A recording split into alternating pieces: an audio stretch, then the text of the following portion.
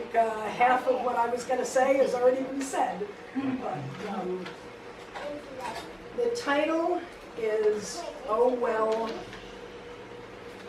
and seeking well-being or being well, instead of the "oh well" of life. We've been raised and taught that God was out there, and we just had to try to please Him somehow, and run around focusing on pleasing Him, and that would make everything okay. And that's really not the way it works. So we now know, in small but mighty groups, that we are a piece of that, and our pleasure and our unity with everyone else is to be able to be centered within ourselves and have that well-being within our core, so that we can truly be well, rather than just kind of going around being like, oh well, it'll happen if it's meant to. God will, I'll somehow figure this out.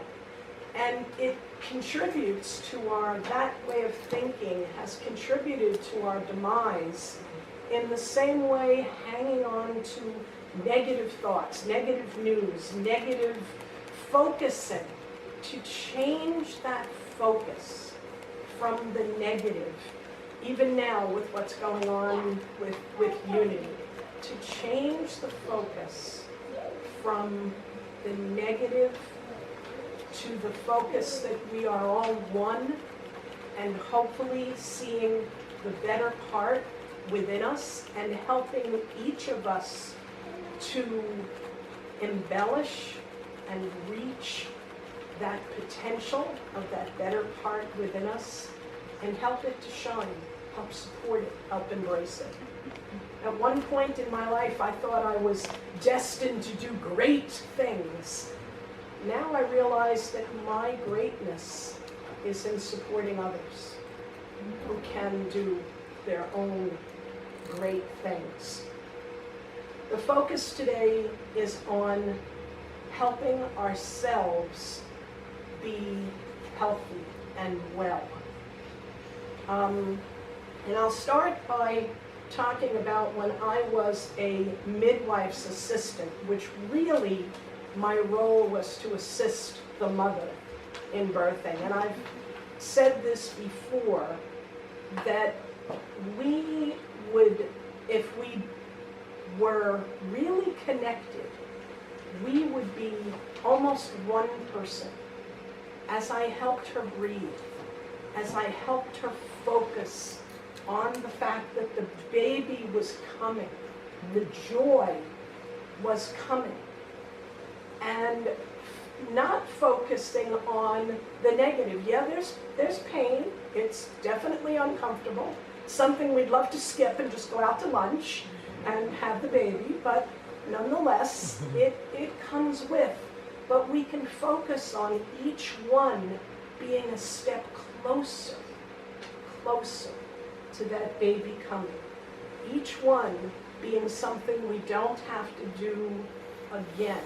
It's small steps to get us to that heavenly place. It's just small steps. And so we would breathe together, and I would do all that I could to relieve some of the discomfort, rub her back, whatever. We would talk about how the pain crescendos and you're coming down the other side. But all of it is to focus on the good that's going to happen in the very near future. And so remembering that and focusing on that and acknowledging that we all have that human side within us that takes some polishing, but every minute of every day is an opportunity to change that way of thinking. I'm trying not to even use terms of good and bad anymore.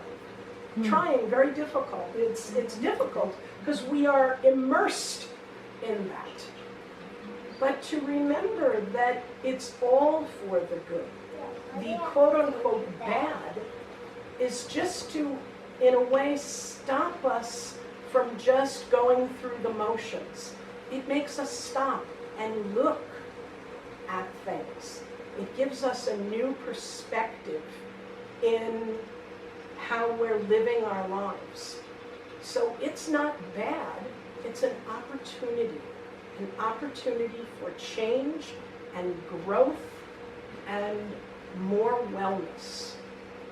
And a story that I've told, that I know I've told Rick and probably some others, I just wanted to recant because it kind of opened my mind to things. And it happened about a year ago.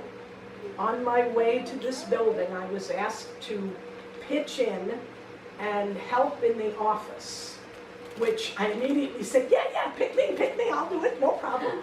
So I was picked.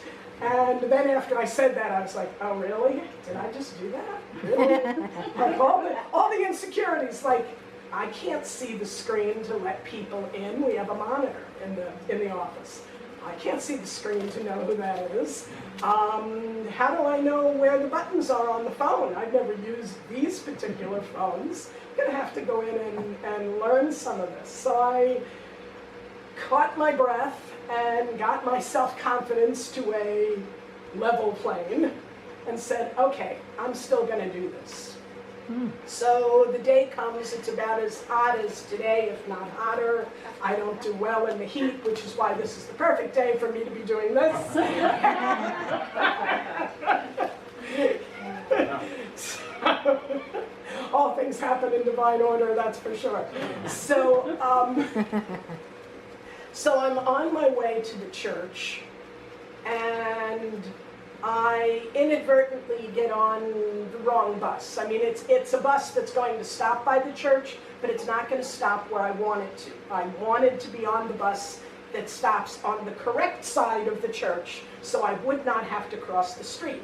Crossing the street evokes some anxiety, not as, but it also evokes a lot of feelings within me of my interdependence on other people, a position that I don't like to acknowledge very much. So here I'm on this bus, and I'm going to get off on the opposite side of Front Street and have to cross. That was not a good feeling for me. So what starts to happen as I realize we turn onto Front Street and I made the wrong choice of buses is I start to have a lot of anxiety. And so my hands are tingling. They're wet with sweat.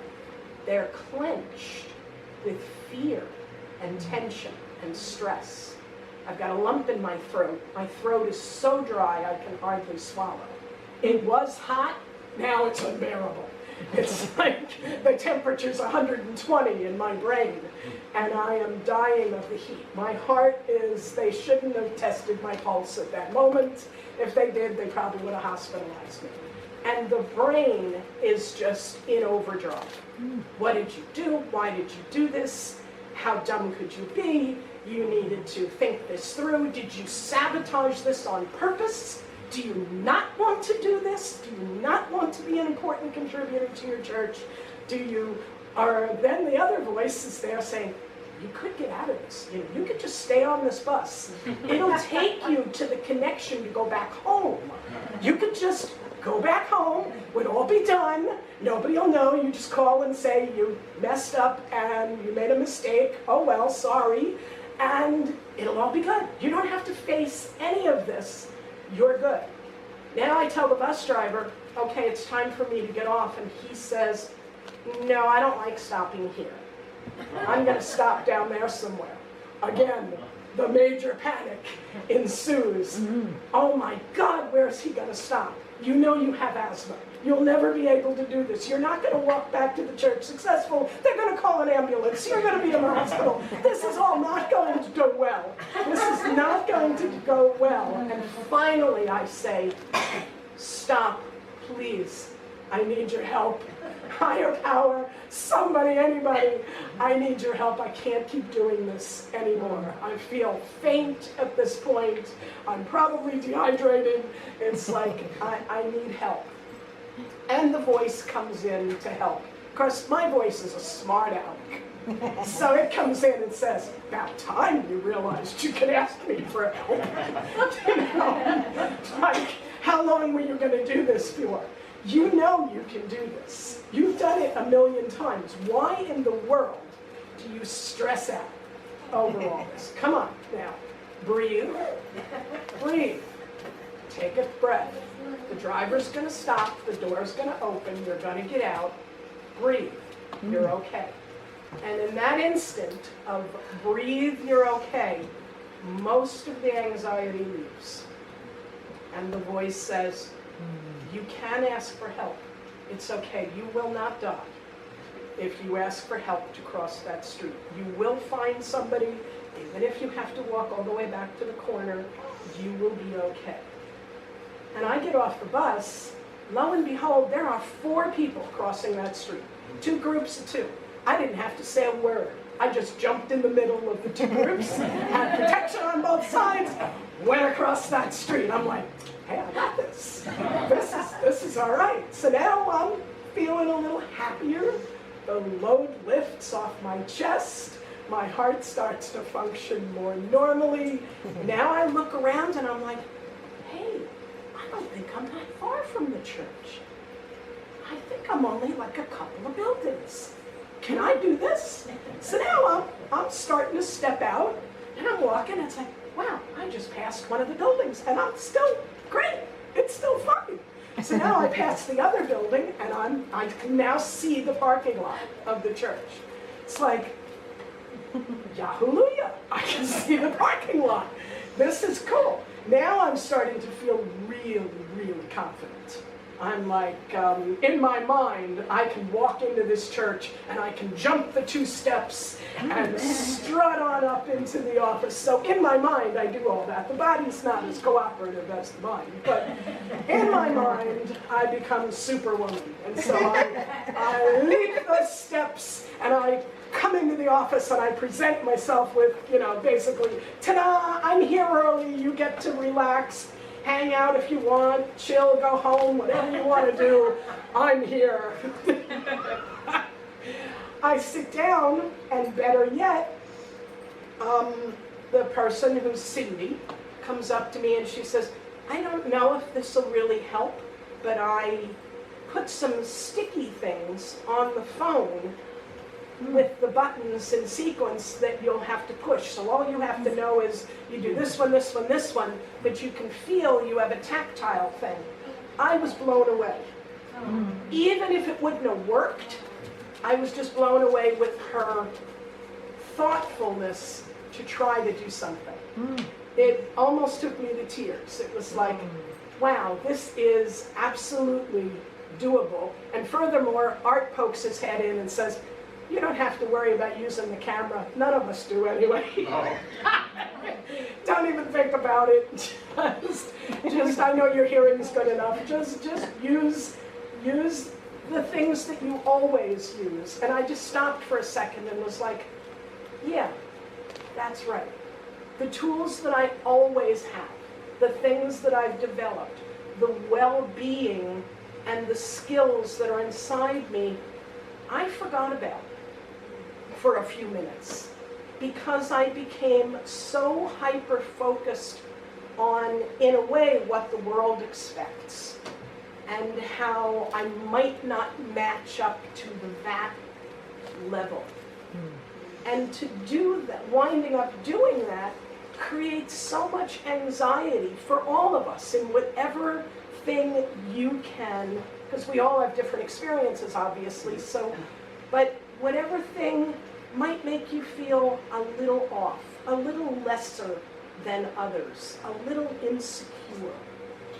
And if you can get to where I have wound up getting is to try to focus on that image of myself as being well and capable and far from perfect, but that's okay.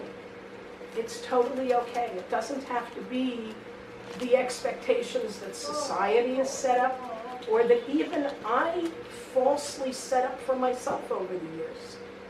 It's just to be in that present moment, doing the best you can, and connected to Source to even do better than you ever imagined. And to keep that present so that now, when I start to panic, I just ask for that voice a lot sooner. It's like, I don't need to go through. I used to believe that you needed to do all that. That was part of the preparation for wellness, was you needed to fret. You needed to, I used to obsess about all kinds of things. You needed to do that so that you could do it better, so that I could accomplish it in public to a good state. I could fall apart in private. And I have come to realize that I can have that balance without the huge swings. I can acknowledge and be grateful for. So now I thank all of those voices in my head. I can be thankful to the one that panics a little bit, because it absolutely has a purpose.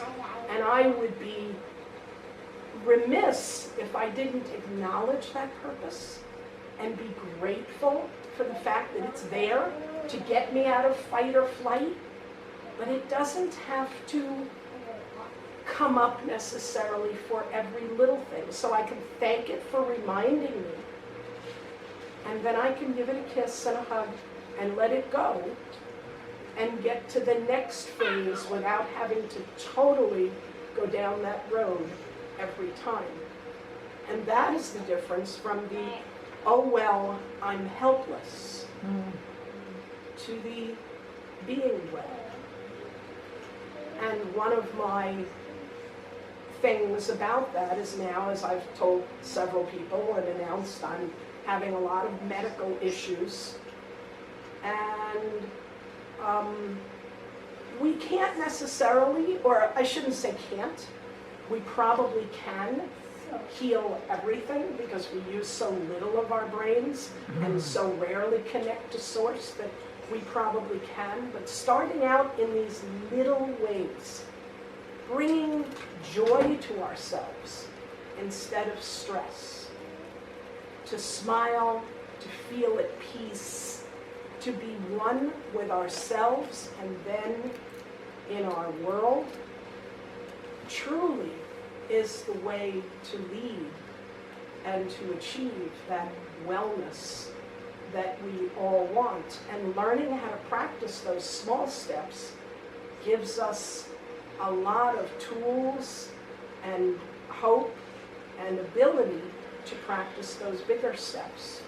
I'm here to tell you, and I don't know if it's permanent, but I'm focusing on it, that a few months ago I was told I had major medical things wrong, and at this date, having been retested, there's only 1 out of 5 that's even slightly elevated. And so, and learning to just take things into my own hands. Somebody had said, you know, females have certain problems that just continue with age, and you just have to accept it. You're getting older, you're going to have certain things come up. And then another person said to me, no, I read some research on this. Some of your problems are not just that, it's just that you're allowing it to happen. You're saying, okay, come, it's supposed to come with age, come, I like being older, come on. And once I realized that I had the power to fix the problem, it went away within a month. Within a month. So it's really a lot about, do we, you know, what do we accept? I'm a big woman. I realized that I chose that years ago. I looked at my grandmother, who was a big woman, and I admired her, and I had an aunt who was a big woman, and I admired her tremendously. I thought a big woman is the grandmotherly type, and you have the grandchildren on your lap, and you're really big, and it's all wonderful. It's all rounded, if you will. It's well-rounded. I used to say that I'm well-rounded, and that I have broad shoulders because I support a lot of people's problems and I can carry them on my broad shoulders. Well, you know what? I really believed that. And so I became this bigger woman. I believed that heavier people were laughed more. We laugh at ourselves. We can laugh at almost anything. And those were images that were important to me.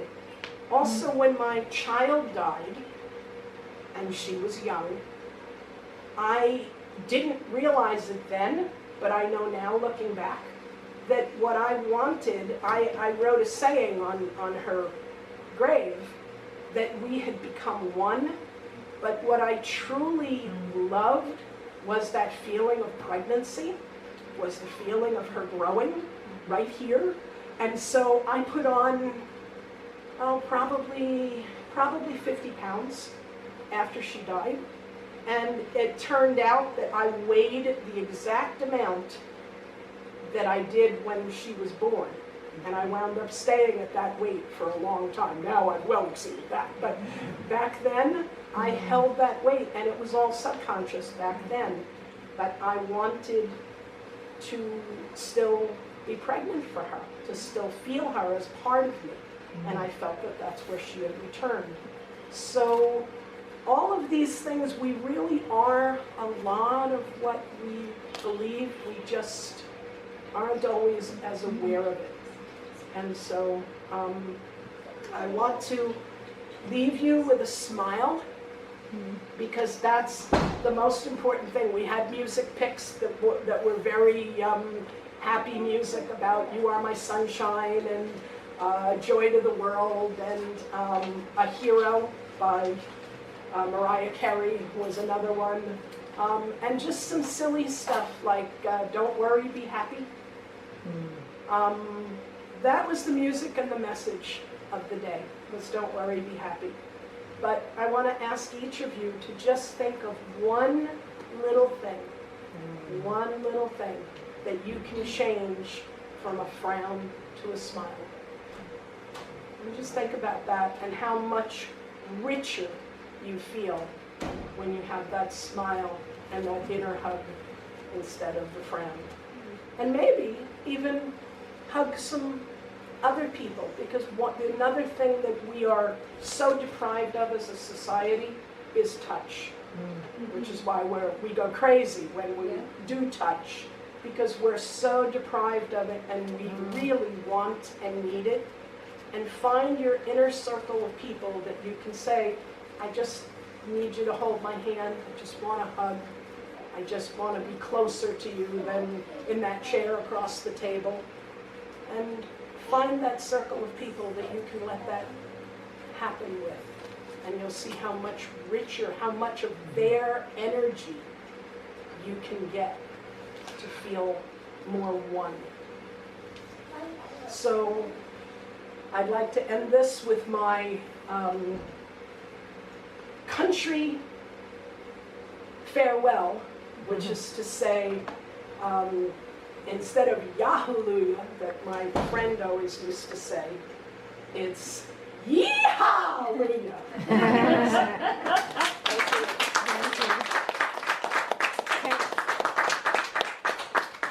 Can we make some comments, Merri? Sure. You want me back up there?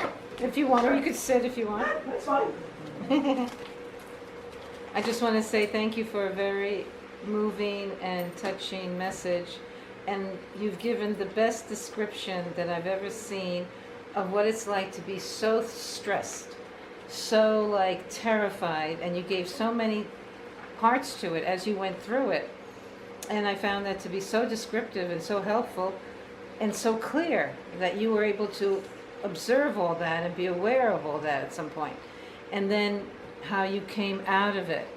So I want to thank you for that description, besides all of the rest that you described in your journey in choosing the better parts of life, or of happiness also, despite the difficulties. So that was wonderful. and thank you so much. Anybody else? Am I done now? Merri, I was reminded of There's more people, yeah. what Mother Teresa said when you were talking about helping others and being here for others, that yes, we can do no great things, but we can do things with great love. We can do small things with great love. And I try to hold that into my heart, that the idea of changing the world, every single thing is a little ripple, right? Mhm. And that little ripple, that little tiny ripple we send out connects to somebody else. When they interact, they connect to someone else. So it's enough to do what we do with great love.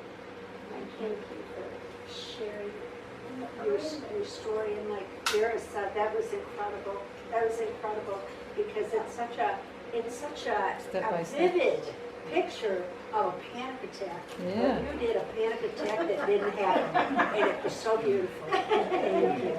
Please go sit down. I also want to say thank you for the idea about touch. You know, we're basically, a lot of people need touch. Some of us are starved for touch. And I think it would be an interesting idea, we can discuss it as a group.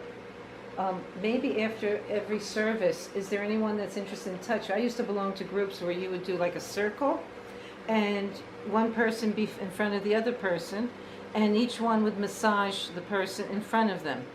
And it's like a circle. And we can do that even after services and make that kind of a circle and offer it to whoever wants it, you know? So that would be like a massage circle. I think some of us have experienced it. So I thought that came to my mind when you mentioned that.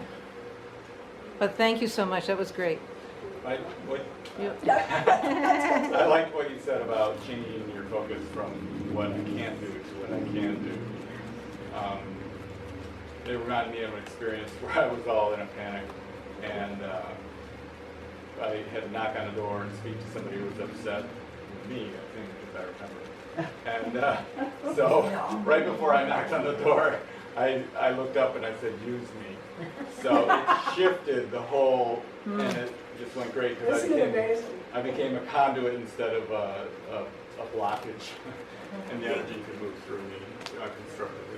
It's really amazing. It is, Yeah. you know, seek and you shall find, knock on the door will be. You know, we don't really, we say all this stuff, but to take it in and feel it and make it our own. It's sometimes the words aren't right. We get so messed up. I get messed up with semantics. You know, to surrender, that word drove me nuts. Like, I don't surrender. Not me, I'm too tough. To surrender. And I had to start likening it to sweet surrender. Oh, that's a good one. And then I got it. And, you know, faith. Not being blind faith, but the faith that I have, that I can muster, the knowing, the place of knowing. Letting that be the word faith, instead of just following someone without thinking, the blind faith. Being those little shifts in words mean everything. And I do have to ask for your prayers. My son-in-law passed away suddenly a few weeks ago. Oh, wow. Had a brain aneurysm. The young man was 40 years old. Wow. I do death pretty well. I do death and grief and bereavement as an offer for other people, as support. And thankfully, I was able to be there for his mother. But my daughter and my grandchildren have just lost a father figure and a male figure, and my daughter is extremely an emotionally weak person. And I don't know if she's going to survive this or if she's going to lose all her children and what's going to happen to her. So if you can send her thoughts of inner strength and confidence in herself, that would be wonderful. Thanks. Thank All you. unity. Merri, Yep. have you called a silent unity? No, I haven't. Oh, please do. Okay. Thanks. What's your son-in-law's name? Michael Bailey. So He had prayers to Michael Bailey Well, and he his had a family. brain aneurysm. Yeah, and he died on the spot. Wow. I can't wait. Does he have children? We can start with the call to worship. You can find it on top of the first page. There is but one presence Presence and one power in in the universe, and in my life. God, the good, omnipotent. Oh, I do remember a time in my life when I believe there was one God, but he wasn't active as a power in my life. If he was, I didn't like it. I didn't like what he was doing. That was because I never asked him what he wanted me to do. You know, once I learned that I should be asking what his will is and try to carry that out, that power became an active force in my life. Where instead of life happening to me, it started happening for me. So a reminder of there's but one power in the universe and in my life, the good and that word. You see, maybe you could say it again. Let's say it again. There is one presence and one power in the universe. In my life, God, the good, and omnipotent. That's it, omnipotent. And good is the important thing for you to remember.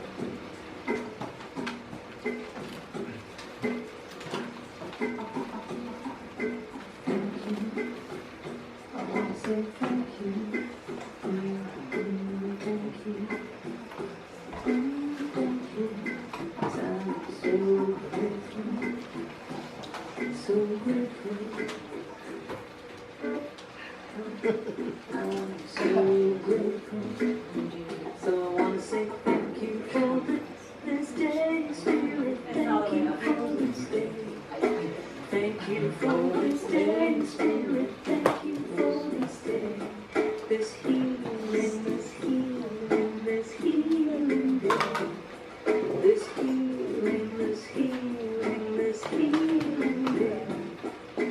Thank you for this day, Spirit. Thank you for this day.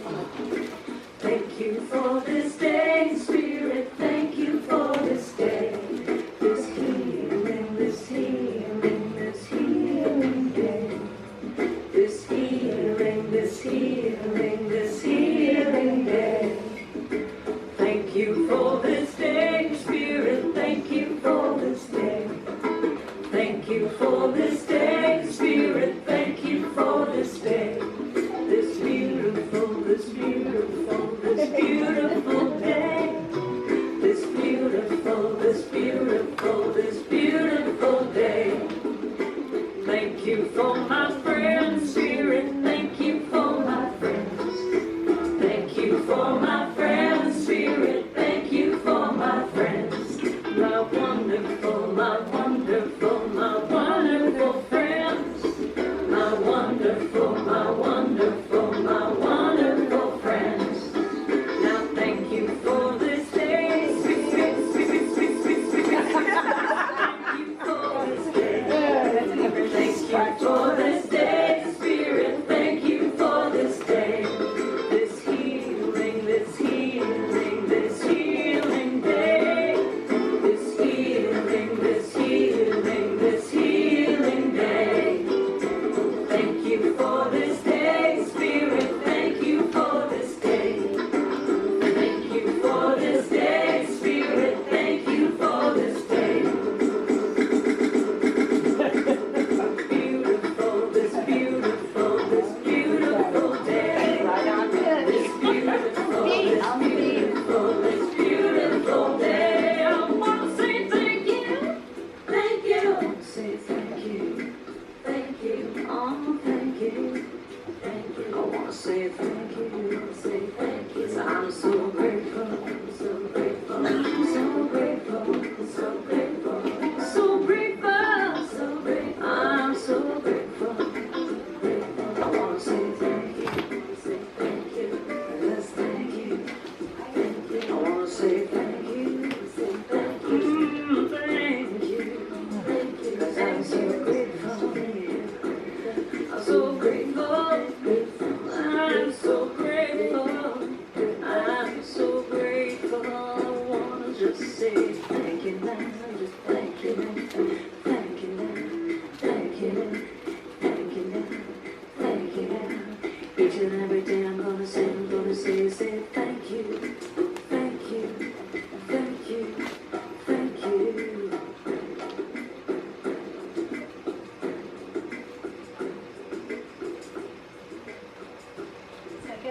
wanted you to hear that song.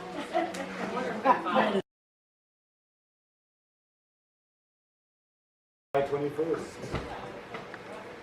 Time enough. I have time, faith, and strength enough to do what needs to be done by me. As I look forward to all I plan to accomplish today, I seek guidance in prayer. God's peace quiets my mind, calms my emotions, and relaxes my body. Prayer quickens my divine faculties of love, wisdom, understanding, and order. I'm guided to organize my time in a way that allows me to fulfill important commitments, contribute to my own and others' spiritual growth, and provide the physical activity and rest my body needs. Divinely guided, I also recognize and release activities that do not contribute to my highest good. I feel God's guiding presence as my day unfolds in divine order. I affirm I have time, faith, and strength enough to do the things that need to be done by me.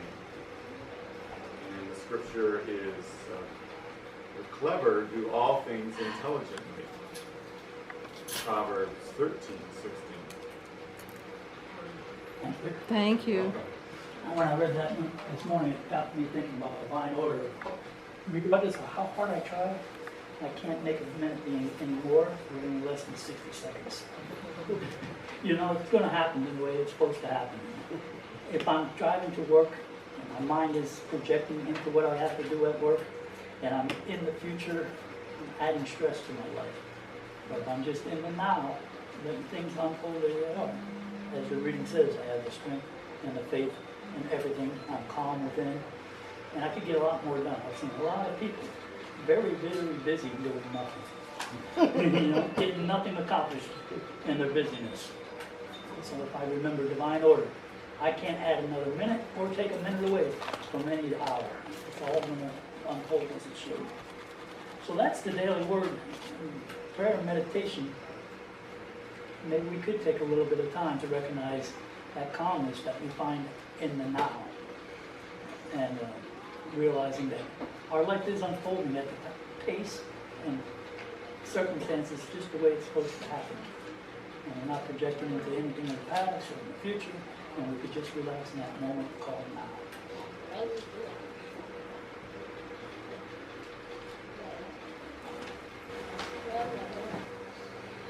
As we enter a new week, and especially as I think about what Jerry has just said, finding the right time is not necessarily God's time when we're in the hallway, because it's hell in the hallway, and it's tough sometimes to wait and listen for that still small voice. And that's what we're going to do right now in our meditation. Just quiet our hearts, open up our mind to that still small voice.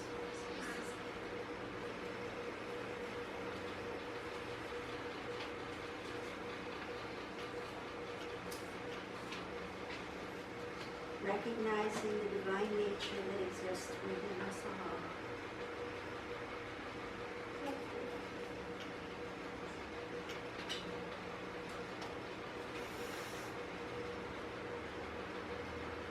Acknowledging we're blessed, even when our eyes are not open to the blessing.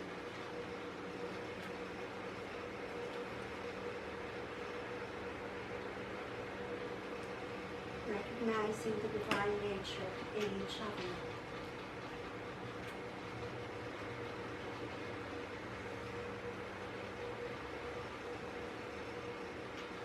We turn our hearts to the possibilities.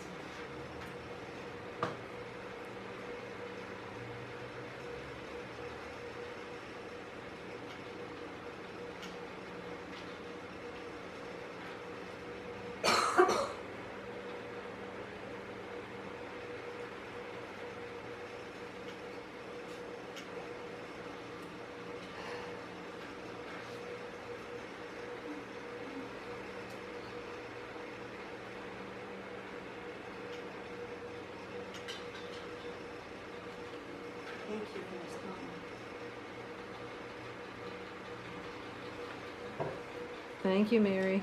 Thank you.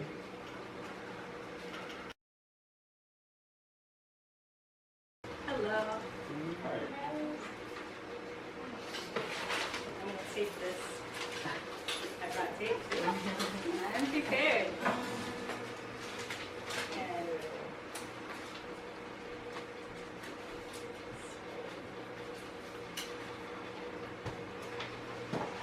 alright. So on your papers, you will see the lyrics for, it'll say special music, and then it'll say our thoughts, our prayers, which is written by Lucille Olson. But today you're going to hear my version of it, so with different melody. And I make it into a medley with one of my original songs, which you see underneath that. You'll see My Freedom Awaits My Choice. So I took those two songs and I combined them into one song, made a few changes. So it may not be exactly what you see on your papers. There's a couple lines that I moved up a little bit to make the two songs fit together. So I hope you enjoy it. So this is about our perceptions of what happens to us are our choice. Okay, that's important to remember.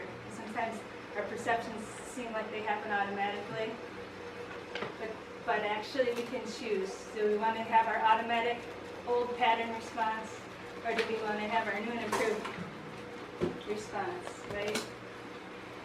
So, and our choices are what make our day. So, and our day is what makes our life, series of days. So this is a really important message. I hope that it resonates with you.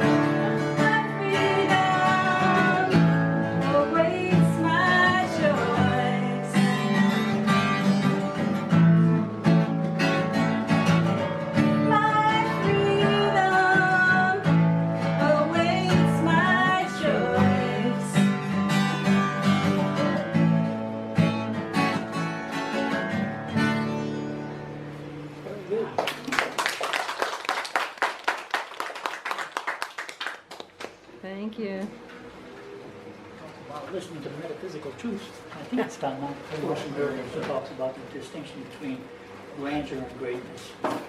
I suffer from visions of grandeur. If I acknowledge my own personal greatness, it's moderated with, okay, that's what I should be focused on. Is how great am I? I'm a child of God. That's pretty great, you know? Yeah. If I keep that in mind rather than, oh, I'm going to do all these grand things in my life. Small greatness is where it's at. But it's time now for our love offering.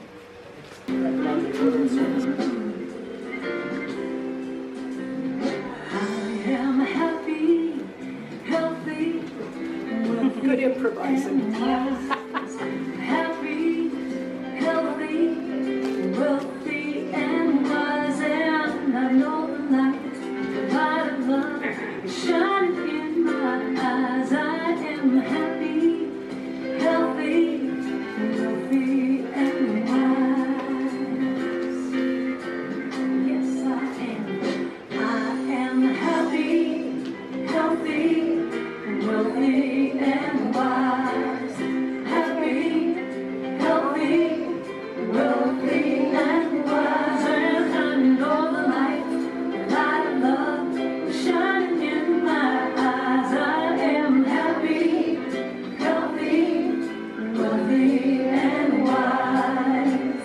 A little bird told me life is so sweet as I listen to her song. I know I am complete. I have all the keys to love, joy, and peace. The power is infinite. Love will increase.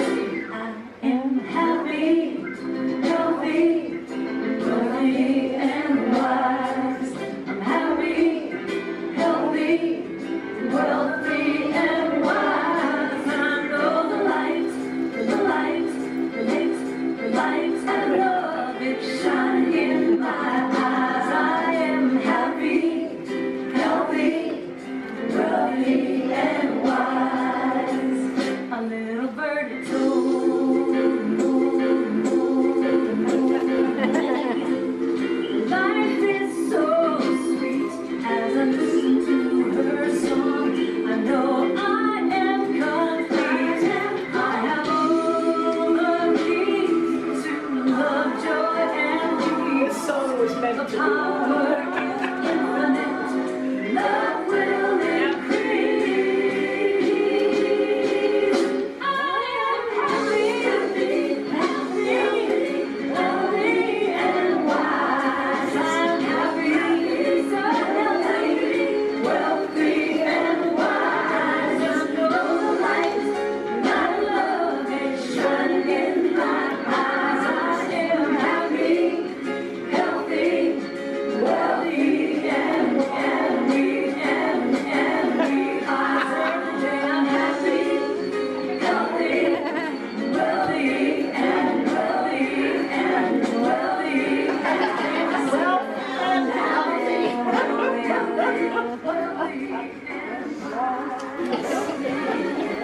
Get stuck in because we stuck. Yeah.